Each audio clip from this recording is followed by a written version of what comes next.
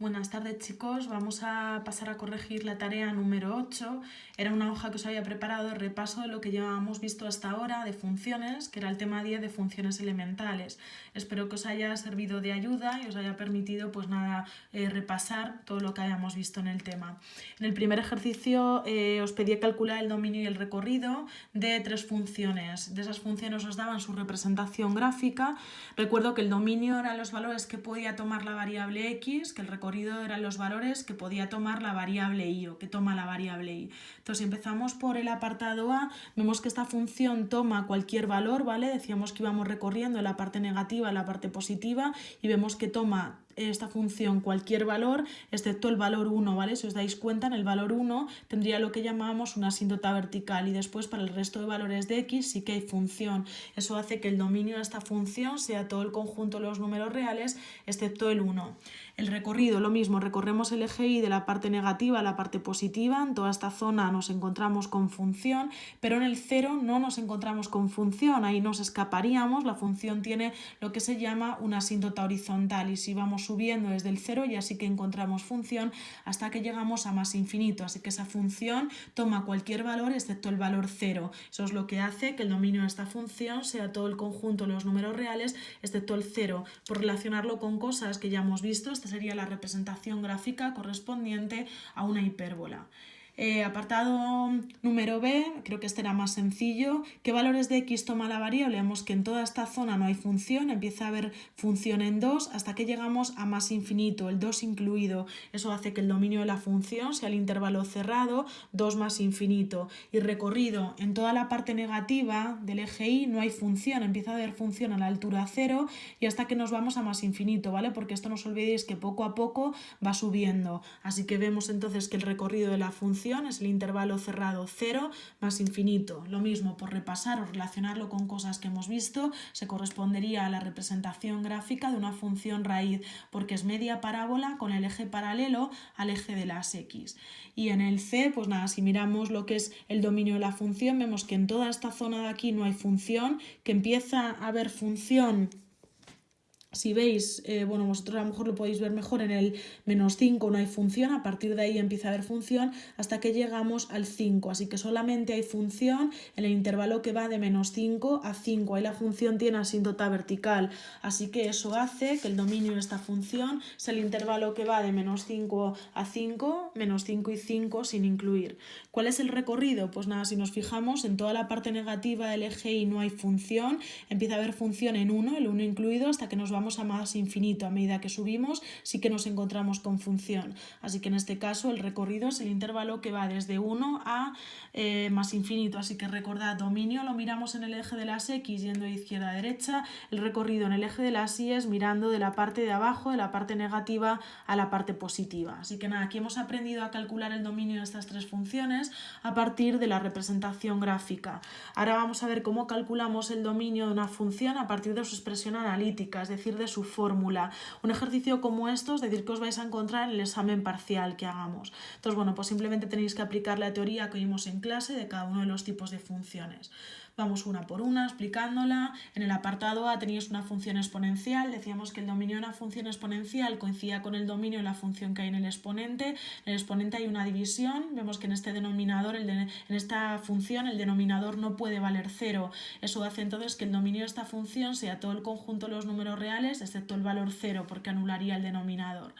En el apartado número B tenemos un cociente de polinomios o una función racional. Su dominio era todo el conjunto de los números reales, excepto el valor o valores que anulan el denominador.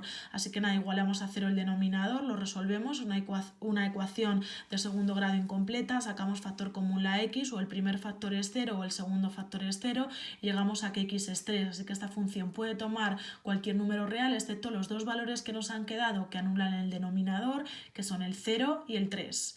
En el C, pues nada, os dan un polinomio de grado 3. La teoría nos decía que el dominio de un polinomio era todo el conjunto de los números reales, sea cual sea el grado del polinomio. Vamos al siguiente, el D, teníamos la raíz cúbica de 3x menos 5. Al estudiar el dominio de una función raíz teníamos que ver si el índice era par o impar. Si el índice era impar, como ocurre en este caso, el dominio de la función f coincidía con el dominio de la función que hubiese dentro de la raíz. Dentro de la raíz hay un polinomio y el dominio de cualquier polinomio es todo el conjunto de los números reales. En el E nos aparecía un logaritmo, f de x igual al logaritmo de menos x cuadrado más 2x más 3. Decíamos que no existía logaritmo de 0 ni de un número negativo, que siempre lo que hay dentro de un logaritmo tiene que ser estrictamente mayor que 0, es decir, que menos x cuadrado más 2x más 3 tiene que ser mayor que 0.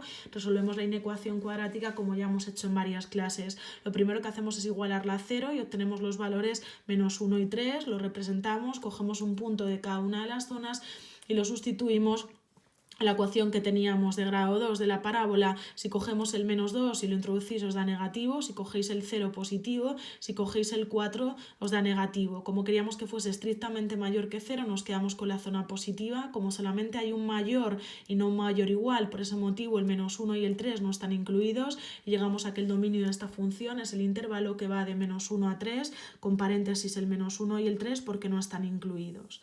Vale, y pasamos al último ejercicio de dominio que teníamos, que nos mezcla una raíz de índice par con un cociente. Entonces, por tener una raíz de índice par, lo de dentro tendría que ser mayor o igual que 0, pero como está dividiendo no puede ser 0, porque no podemos dividir por 0.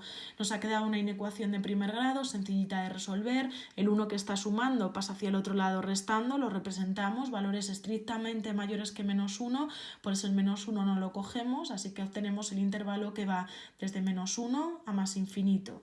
Así que nada, como os decía, importante porque un ejercicio de cálculo de dominios o a partir de la representación gráfica o a partir de la expresión analítica os vais a encontrar. El ejercicio número 3, del que también pondré algo, es de representación de funciones. Bueno, os he puesto un poco de todo para que pudierais repasar. La primera que os aparece es una función raíz. Si recordáis, para representar una función raíz, lo que hacíamos en primer lugar era sacar el dominio y después, acorde a ese dominio, construíamos una tabla de valores. Raíz de índice par, lo de dentro tiene que ser mayor o igual que 0, así que nos quedaría que x es mayor o igual que menos 2. El menos 2 ahora sí que está incluido, los valores mayores que menos 2 que están hacia la derecha.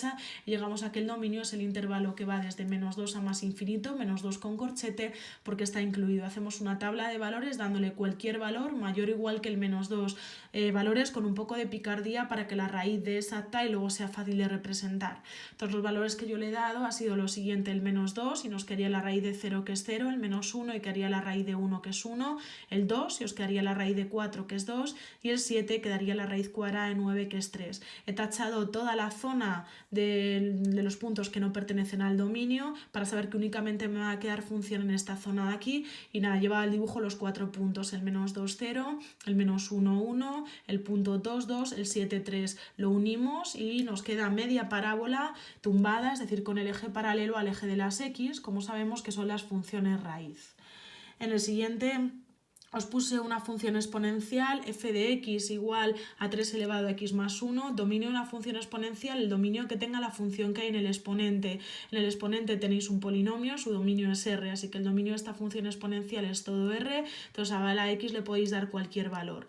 Bueno, yo he elegido estos para que no nos quede muy grande y se nos vaya el dibujo, darle el valor menos 1 y quedaría 3 elevado a 0 que es 1, darle el valor 0 y queda 3 elevado a 1 que es 3, el valor 1 y queda 3 al cuadrado que es 9, si os dais cuenta, en cuanto empecéis a darle a x valores más grandes os quedan valores de y muy altos y puede que eso os salga el dibujo. Entonces, bueno, teniendo en cuenta que la función exponencial crece muy rápido y como la base es 3, que es un número mayor que 1, nos va a quedar creciente. Representamos los 3 puntos, el punto menos 1, 1, el punto 0, 3, el punto 1, 9 y lo unimos, ¿vale? Teniendo en cuenta que aquí tenía una asíntota horizontal porque 3 elevado a algo nunca me va a dar 0, ¿vale? Por eso nunca puede cortar al eje de las x. Así que nada, como veis, una función exponencial que crece muy rápido.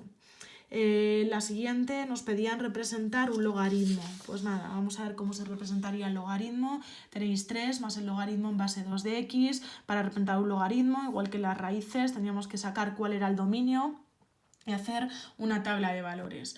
Dominio de la función, lo que hay dentro del logaritmo tiene que ser estrictamente positivo, así que la x tiene que ser mayor que 0, eso hace que el intervalo, el dominio es el intervalo que va de 0 a más infinito, así que a la x le podéis dar cualquier valor que sea positivo. De nuevo le voy a dar valores que hagan que el valor del logaritmo sea exacto, ni siquiera necesite calculadora, y que luego sea fácil de llevar a la representación gráfica. Si le doy el 1 nos quedaría 3 más el logaritmo en base 2 de 1 que es 0, es decir 3 más 0 que es 3. Si le damos el 2 el logaritmo valdría 1, 3 más 1, 4. Si le damos el 4 a la x, ese logaritmo valdría 2 y nos quedaría 3 más 2 que es 5. Si a la x le doy el valor 8, el logaritmo valdría 3 y 3 más 3 es 6. Por tener algún dato más, si a la x le damos el valor 1 medio, este logaritmo valdría menos 1 y 3 menos 1 es 2. Y si a la x le damos el valor 1 cuarto, el logaritmo valdría menos 2 y 3 menos 2 es 1. Pues nada, tachado la zona que no pertenece al dominio de la función, nada, llevamos a la representación gráfica estos 6 puntos que he obtenido y bueno, teniendo en cuenta que la función logaritmo era una función siempre creciente y bueno, que el crecimiento era más lento que la función exponencial y que aquí tenía una asíntota vertical, que el 0 no lo tomaba, pues llegáis a que esta es la representación gráfica de este 3 más logaritmo en base 2 de x. En el D os aparece una función valor absoluto y dentro de la función valor absoluto hay un polinomio de grado 2, es decir, una parábola. Recuerdo que para representar una función con valor absoluto representábamos la función que hubiera dentro del valor absoluto y una vez que lo teníamos representado en discontinua dejábamos igual la parte que estaba por encima del eje X y cambiábamos de signo, es decir, subíamos hacia arriba la parte que estaba por debajo del eje X, ¿vale? Ya hemos hecho varios ejemplos y en alguna tarea os lo mandé también. Así que nada, comenzamos representando este polinomio de grado 2 que es una parábola. Bueno, pues de forma rápida he dado los pasos fundamentales para representar la parábola. He visto que la A es 1, que es mayor que 0 y va a ser abierta hacia arriba, que para sacar el punto de corte con el eje X cambio la y por 0, al resolver la ecuación de segundo grado llego a que la x es 3 o que es menos 1, así que obtenemos el punto de corte 3, 0 y menos 1, 0, que sacar los puntos de corte con el eje Y cambiamos la x por 0 y la y nos quedaría menos 3, obteniendo el punto de corte 0, menos 3.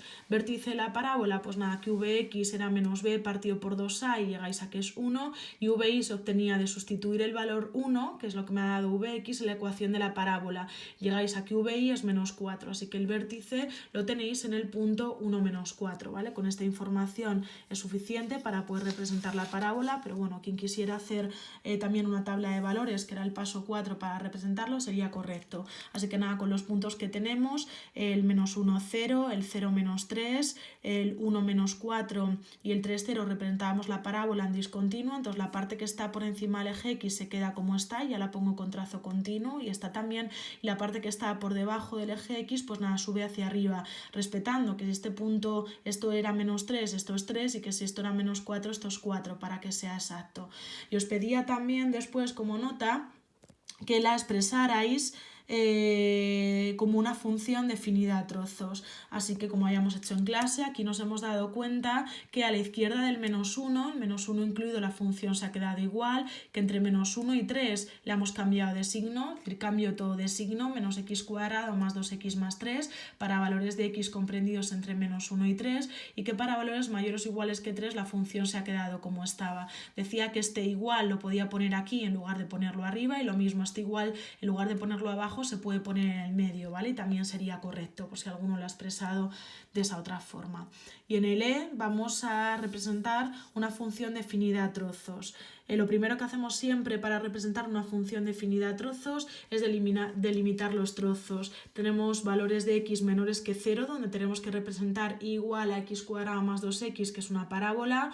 Entre 0 y 3, 0 incluido, 3 sin incluir, y igual a 2x menos 2, que por ser un polinomio de grado 1 es una recta. Y para valores mayores o iguales que 3, el 3 incluido, entonces tenéis que representar la función y igual a 4 partido de x menos 5, que es una hipérbola. Así que nada, hacemos una tabla de valores para cada uno de ellos, teniendo en cuenta que el punto de unión siempre era recomendable dárselo y luego ya decidíamos si iba abierto o cerrado según que ese punto estuviera incluido en el intervalo o no. Entonces, bueno, para representar la parábola, aunque podéis dar todos los pasos de representación de parábola, pues bueno, yo creo que con 3 puntos es suficiente. Como estábamos con valores menores que 0, el 0 es obligatorio darlo y nos daría 0, y luego le he dado dos valores a la izquierda, el 0, el menos 1 y el menos 2, he calculado el valor de ella, así que obtenemos el 0, 0, el punto 0, 0, 0 abierto, porque ahí el 0 no está incluido, el menos 1, menos 1, el menos 2, 0. Así que nada, ya tenemos cómo es la parábola, sabíamos que era abierta hacia arriba.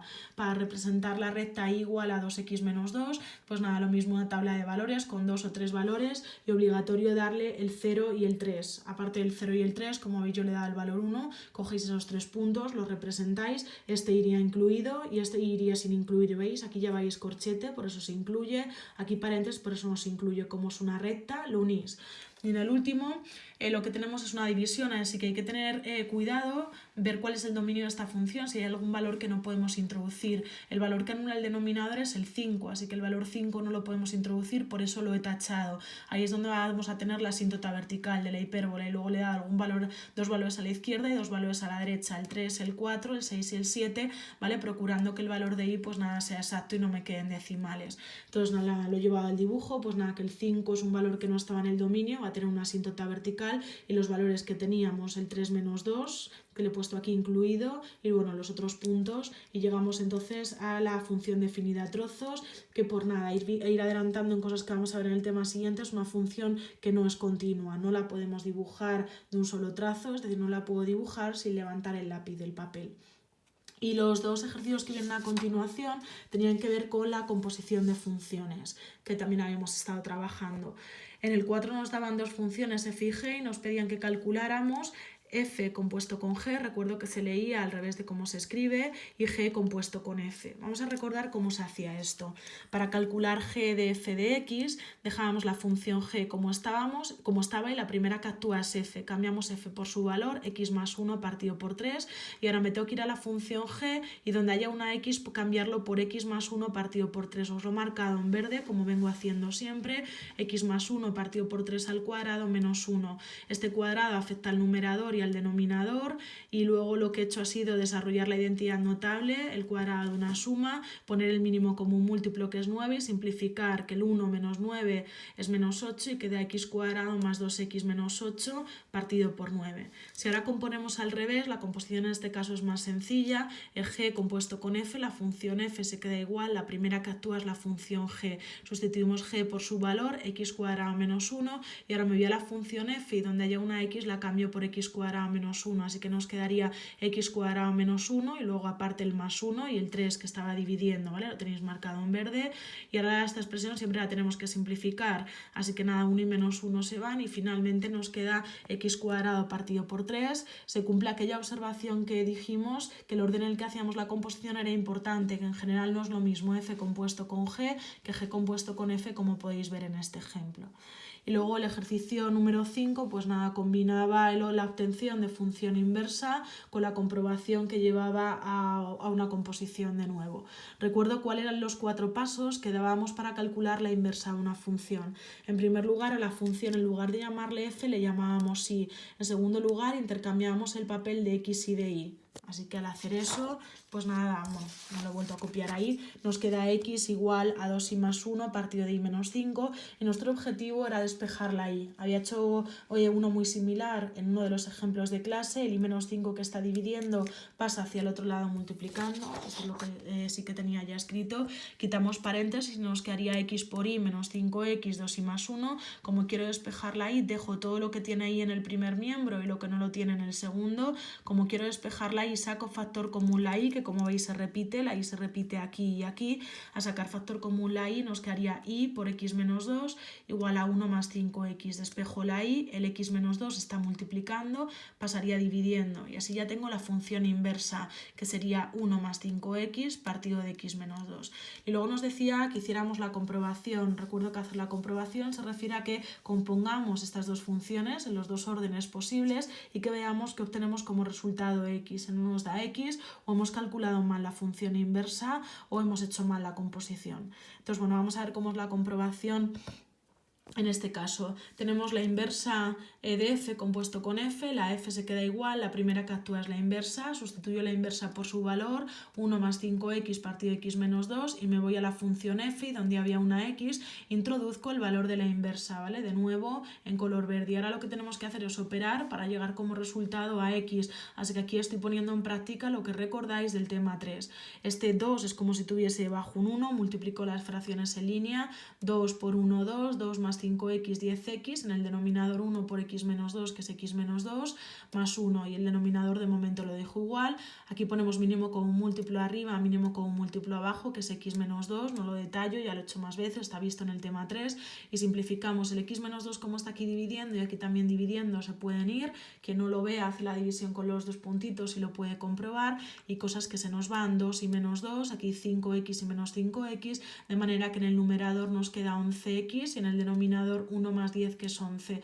Los 11 se nos van y obtenemos como resultado x. Y si componemos al revés, es decir, la función f compuesto con su inversa, vamos a ver que llegamos a lo mismo. Entonces, la primera función que actúa es la f, la inversa se queda igual, sustituimos f por su valor y nos vamos a la inversa, y donde había una x la cambiamos por toda esta división, ¿veis? Me voy donde había una x, la cambiamos por toda esta división, y ahora se trata de operar, pues nada, 1 más y nada, multiplicamos 5 por el numerador, 1 por el denominador y obtenéis 10x más 5 entre x menos 5. Ponéis mínimo como múltiplo arriba y abajo, el x menos 5 que divide se cancelan, un 5 que suma, un 5 que resta se van, un 2x que suma, un 2x que resta también, de manera que en el denominador os ha quedado x más 10x, que es 11x, y en el denominador 11 queda como resultado x. Así que nada, como veis hay casos como este en el que hacer la composición en un orden y en el otro sí queda lo mismo, ¿vale? Pero son solamente ciertos casos particulares. En general, el orden en el que componemos es importante. Así que esta hoja de repaso, tenerla en mente, porque los ejercicios que os ponga cuando haga el examen parcial serán similares a los de esta hoja. Espero que os haya servido de ayuda. Cualquier duda que tengáis, no dudéis en poneros en contacto conmigo. Que paséis buena tarde.